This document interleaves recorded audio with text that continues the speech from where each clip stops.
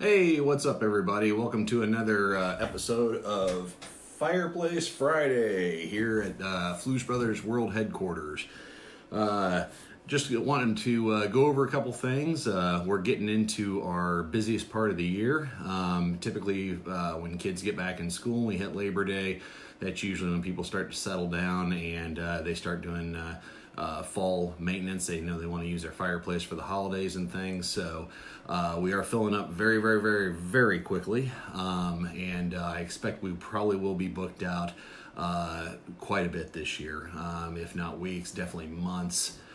Because we had such a cold winter last year, and usually that leads to very popular fireplace services like ours get extremely packed up. So make sure you, if you want to have your fireplace service, which is always a good idea. I was listening to a podcast yesterday, and they had a German chimney sweep on it, and in Germany, it's required every year. In the United States, it's more of a free market, so it's kind of up to you if you're going to get it done. But it's definitely something that needs to get done. Want a safe fireplace for recreational use or for heating purposes or what have you. Make sure everything's working properly. It includes gas fireplaces. So let's talk about a hot topic that we had some things with a customer yesterday with estimates. So if we come to your home, obviously we're doing an inspection. And if there's problems, then we'll, find out what you would like to do. Would you like to have, if you have multiple fireplaces in the house, do you use them both? Do you want them functional? A lot of people don't use every fireplace they have in the house if they have multiples. So sometimes they go, hey, I just want this one fixed because this is important to me and we use this one a lot. So I always like to remind people with the anatomy of a fireplace, there might be 2-3 fireplaces in one chimney, but just if you're only fixing one, each one of them has their own system, their own flue. So if you're only fixing one, then the rest of them are still in the same shape they were in when we inspected them. So and if you don't understand that, it's good to be available, and technicians can show you, even get more involved, maybe even do a two-way video to explain it better for you, draw out maps, whatever. You've seen me do some drawings on these podcasts or the Facebook Lives before. So, but I wanted to go over, so, when a contractor or chimney sweep, I'll show you an example of our estimates, come out and you do an estimate for somebody. Basically, we like to find out what's important to them, what they would like to get done. Here's suggestions, maintenance related. A lot of people say, well, do I really need to get this done? We don't have anything in our industry that are really optional or type things. I mean, it's broke, or it needs repair, or it needs maintenance, and here it is. So we're not trying to sell you stuff you don't need. But this is what our estimates look like. I marked out this particular customer just to show you, but we line everything out line item by line item. We have disclaimers under it, and the disclaimers are there so there's no misunderstandings. So I'm going to go over some estimate etiquette. What is an estimate? So an estimate is an estimation of what a project is going to cost. You never know anything until you totally dig in. Now, we've got enough experience here at Fluesbrother that we don't get too many surprises. I know I treat people like I want to be treated. So if someone tells me it's going to cost this much to fix it, then I don't want to stop midway like they do on the television shows where they're remodeling and go, oh my gosh, there's ancient wiring in this wall. Well, no kidding. I mean, how many houses have you torn into? I think it's for the drama effect, and then they end up, well, it's going to cost you another $4,000 or $5,000. Well, that's no fun. No one wants to hear that. So you want to use a company that's very open and honest and has the experience and knows, okay, yeah, this is what we're going to be looking at, because the fireplaces in this part of town or what have you, all are like this. So this is the best route of repair for this because of that. So when we look at this, when I look at this one here, this particular house, they had some water entry. So we gave them repairs that needed to be done on the exterior that were common water entry points. There's a bunch of them. We went over water entry on the Facebook Live before. This particular one, they had a basement fireplace, but they said they didn't use it, so we didn't give them an estimate on anything. This is for bid for kitchen fireplace, and these are all the items that we suggested, and those are the items that they chose on this. A lot of people will say, well, I expected this or that, and they'll say, well, why would anybody only want part of their chimney repaired or what have you? Because some people just want, maybe a sealant on the top or a chimney cap, and that's all they can afford for right now or what have you. I made some notes on this. Most people want certain things done, not everything. That's very, very common. Some don't want estimates on things. And that's fine. It's your home. It's your home at the end of the day. So you got to do what's important to you and what you feel is best for your situation. What we bid is what we do. We don't do anything extra.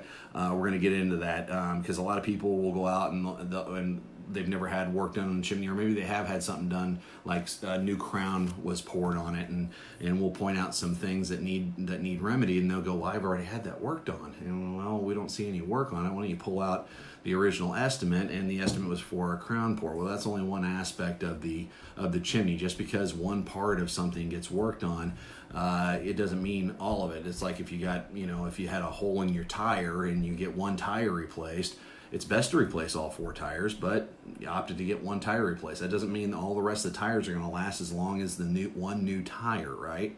So I always point out, I go, well, shouldn't they have done that or what have you? That's what people will say, and I go, well, was it listed on the bid? Was it listed on the estimate? See, everything's listed out on the estimate, and that's all people are going to do. Now, if you go, well, I thought you were going to do this or that, or your guy said, everybody tries to go off recollection, and we do really good documentation, and we record phone calls and things like that. So maybe we make a mistake, but a lot of times it's typically recollection that a person processed this information a certain way, and usually it's the incorrect way. We go over that and prove that through documentation or through the phone recordings and stuff like that. And we hate to. Usually that'll get very frustrating for people because they don't like to hear that they're wrong or what have you. And sometimes we're wrong. It's not very often because we've got really good systems here and we've got good people and they follow our standard operating procedures. So we know that that wasn't really, that might be what you remembered. Maybe you heard something different from somebody else, or you're just processing the information differently. So it's hard for us to to guarantee that all the information is going to get processed properly by you. Oh, I got a low battery here. Hopefully I don't run out of battery. But we try to do our best. We do good documentation. That's why we have all of our little disclaimers written out, and I go over a lot of that stuff. I was going to read them all today, but it'd take a while. Maybe next week we'll do that. And then nothing outrageous or abnormal. It's about deposit, and it's about the work zone. Want to keep children and animals away, and don't use fans and ionization machines or air purifiers while we're doing work because you don't want stuff stirred up, things like that. I'll go over some other notes on things that sometimes people forget to do. If you have a concern about how something will look, ask for an example picture, or hey, what is that going to look like? Don't just assume, because obviously, what happens when you assume. You make a out of you and me, right? That's how you spell assume. If you have a certain expectation, get it in writing. Hey, we always do that. So if someone goes, well, I really want it this way, can you do it that way? if we can do it that way, we write it out, so we know, okay, hey, we remember this is how you wanted it done. Sometimes people want something, and we have it detailed out because this is how we have to do it. So we have very good notes or what have you on our estimates when we have it, because we do flat rate pricing, so everything's lined out and it auto populates for the technicians. So if you have a certain expectation, get it in writing. Do not bring it up after the job is finished or wrapping up. Yeah, and not after you've already signed up for the work or what have you. You really need to bring these things out in the discussion before you opt to get the work done. That's just good etiquette for anybody, for all human beings. The only work that will be done is what is listed and you choose us to do.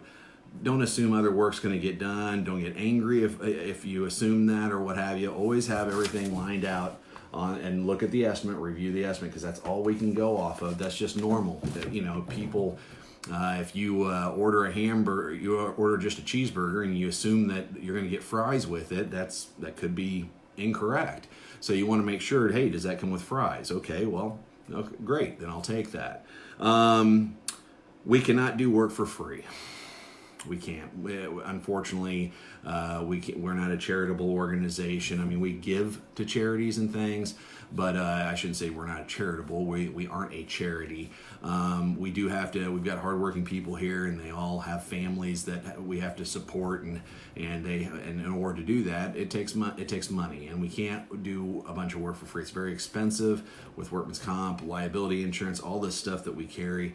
We can't just do work for free. That's how a business works. You pay someone for a service, and you get that service. Bad people will sometimes try to take advantage of companies by acting as though they're getting ripped off. Well, I thought you were going to do this, so I feel like I'm getting ripped off.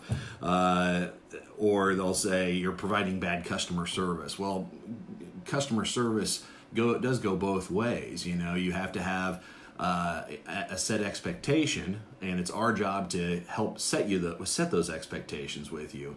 But if you don't relay something back and communicate, then nobody can control your feelings at that point. It's just impossible. But the best thing to do, and I always say this to people when they call and they go, well, I thought this or that, or I was told this or that. I go, my tech is telling me you weren't even at the appointment. We live in a really, really busy time in the world, and people are constantly running, and they have a lot of work things, they have a lot of kid things, and I get it. I'm a father, and I run a business, and we've got employees, and so my day is very filled every day. But if something is important to me, I don't let my wife or my kids just take care of it, or a family member. I want to be present there if I have certain expectations or certain questions, or if that's going to be my project. So I always tell people the best thing to do is be present at the appointment, or set an appointment to discuss jobs and expectations. This is best done live, not over the phone.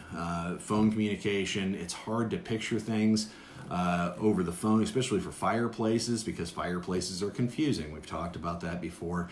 But certain aspects, especially if it's a job this job right here was $6,857. If you're going to spend that kind of money on something, you want to make sure that you understand it to a full degree. And if you're going to be part of it, or you're going to have an opinion about the project, there's a lot of projects that I let my wife, and I go, hey, you're going to be point person on that, so I don't get an opinion. If someone wants to ask me a question, or if I have a certain specific detail, let's go, hey, that's the one thing that I want, and let's make sure it's written down so everybody's in agreement and understand, and there's no assumptions, and the expectations are set. And then of course, this isn't just a magic piece of paper. You want to read all the information going down, because it has information about warranties, and it's got information about the job itself and how long the bid's good for. It's also got information about different other services that can be done, and what the expectations of this one is. Things like that. So it's all very important stuff. So you want to definitely, when you're doing estimates, before you get work done with somebody, you want to be doing this stuff. You want to be live. If you're expecting a spouse to do it all, then that spouse should be the point person, and your opinion isn't gonna be really as part of it, because you haven't been around or what have you, and that's just human right there. That's the best way to do it. So we have a good working relationship, because we always, our biggest thing is building good trusting relationships with customers. And so that's why I do these Fireplace Fridays. So, I'm very open with stuff. We have nothing to hide, and I like to help people out. I've told people how to deal with other contractors before, and what to do, and what kind of contractors and things like that. So we're also consultants, it's just the good stuff in life, and that's how things should roll. So I haven't lost everybody yet. I see I got some more people watching and everything. I think it's ran by, but let's make a date next week, next Friday, and what we'll do is we'll continue this conversation over estimates, and we'll go down and read some of our language. It's it's just to set good expectations, so everybody's on the same page, and there's no assumptions on anything, and everybody's happy at the end of the day, because that's what we want. We want happy people, happy customers, and then a good business transaction. So if you have any questions, post them below, or contact us at the office, 913-236-7141. Have a great weekend, and we'll talk to you next Friday. Thanks.